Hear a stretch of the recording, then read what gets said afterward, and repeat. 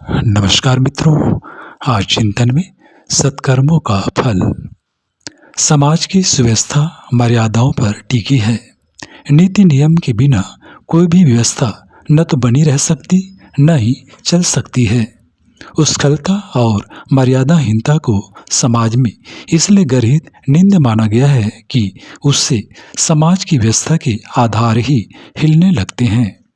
नैतिकता के पालन की दृष्टि से सामान्यतः 3 प्रकार के लोग होते हैं। पहले वे जो स्वयं नीति नियमों के प्रति गहन निष्ठा रखते हैं और इसीलिए दूसरों से भी वैसा ही अपेक्षा रखते हैं तथा अनीति, अनौचित्य, उस्खलता का प्रखर विरोध भी करते हैं। दूसरे वे जो स्वयं नीति नियमों का सम्यक निर्वाह करते हैं, दूसरों से अपेक्षा भी ऐसे ही रखते हैं, किंतु यदि कोई अनीति करे, मर्यादाओं का उल्लंघन करे, समाज की जड़ों पर चोट करे तो भय, संकोच अथवा संकीर्णता के कारण उसका विरोध नहीं करते। तीसरे वे जो स्खलता, दृढ़तापूर्ण धृष्टता, मर्यादा विहीनता को ही अपना पौरुष मानते हैं तथा धमा चौकड़ी मचाकर सामाजिक शांति भंग करते रहते हैं। सामाजिक सुव्यवस्था की अस्त व्यवस्था के लिए तीसरे वर्ग के लोग जितने उत्तरदायी होते हैं, दूसरे वर्ग के लोग उससे कम जिम्मेदार नहीं होते।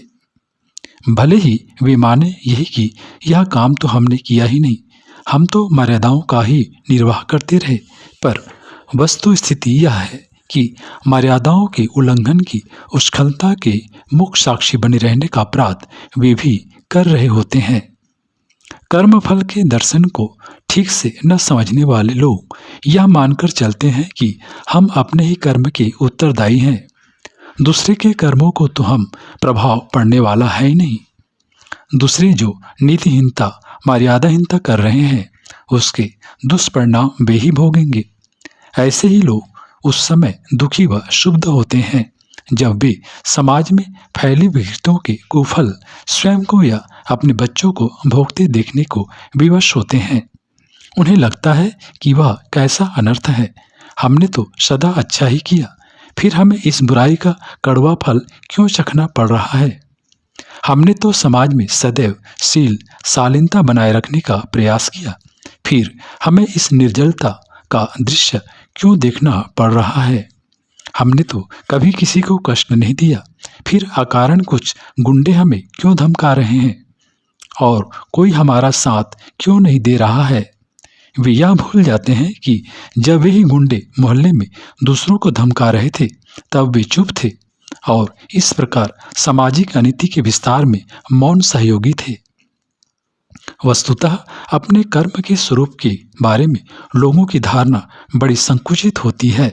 वह यह भूल जाते हैं कि अंततः हम सभी प्राणी एक ही चेतना समुद्र की मछलियां हैं। शरीर तक ही हमारी सीमा नहीं है, सभी एक दूसरे से जुड़े हुए भी हैं। इसलिए व्यक्तिगत कर्म के साथ ही सामूहिक कर्म हम में से हर एक के साथ संबंध है। कर्म फल के संबंध में मनुष्यों का विचार यही है कि हमें हमारे ही कर्म के नहीं, अन्यों के कर्म फल भी भोगने पड़ते हैं। मनुष्य सामाजिक पद्धति पर चलने वाला प्राणी है और उसे अधिकांश नियमों का पालन सामूहिक रूप से करना पड़ता है। इसलिए हमारे कर्मों का फल समूह को मिलता है और समूह द्वारा किए कर्मों के फल भोग में भी हमारा भाग होगा। समाज व्यवस्था द्वारा उत्पन्न दोषों या श्रेष्ठ कर्मों का फल सभी व्यक्तियों को बांटकर भोगना है, परंतु जिस व्यक्ति द्वारा कर्म किए जाते हैं उसे अपने कर्म का अधिकांश भाग भोगना पड़ेगा, कुछ स्वल्प भाग ही समूह में जाएगा। इस प्रकार व्यक्ति का हित समष्टि में और समष्टि के हित व्यक्ति में निहित है। यह विश्वास इसलिए भी आवश्यक है कि इससे परस्पर प्रेम, विश्वास और समत्व भाव उत्पन्न होता है। इससे हम मानवता की ओर दृढ़तापूर्वक बढ़ेंगे।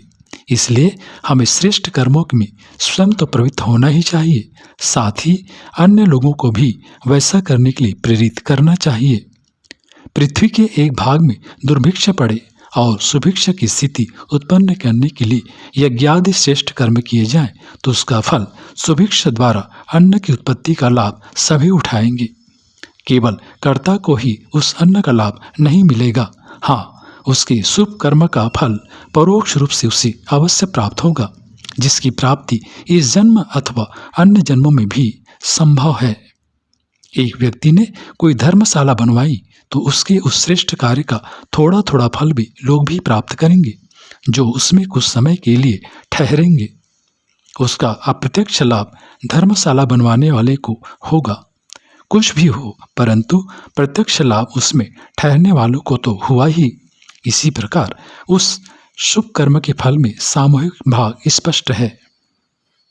विद्यालय, औषधालय, कुआं, तालाब, छात्रावास, अन्न क्षेत्र, गौशाला, अनाथालय, धर्म प्रचार आदि शुभ कार्य यद्यपि कर्ता ने अपने आत्मकल्याण के लिए किए थे, पर उनका लाभ उन कार्यों से संपर्क में आने वाले व्यक्तियों को भी मिलता है, और वह कर्ता जिस जाति, देश या संप्रदाय से संबंधित होता है उसकी भी प्रशंसा होती है।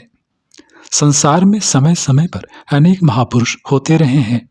उनके कारण उस युग, देश और समाज की भी प्रतिष्ठा बढ़ी है। जिसमें वे जन्मे, राम के जन्म में अयोध्या और कृष्ण के जन्म से मथुरा का गौरव बढ़ा।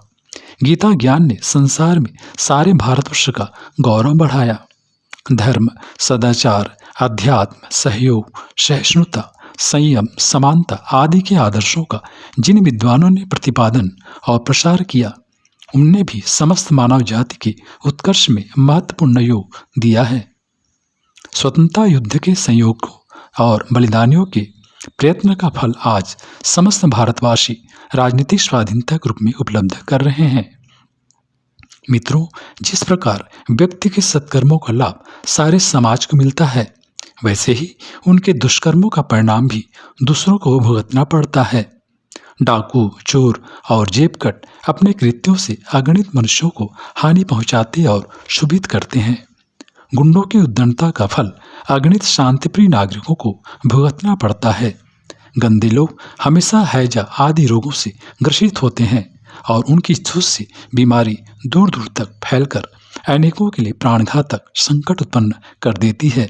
व्यसनी, व्याभिचारी, नशेबाज, जुआरी अपनी बुरी आदतें दुर्बल मस्तिष्क के अनेकों लोगों को सिखाकर उन्हें भी अपना जैसा ही बना लेते हैं।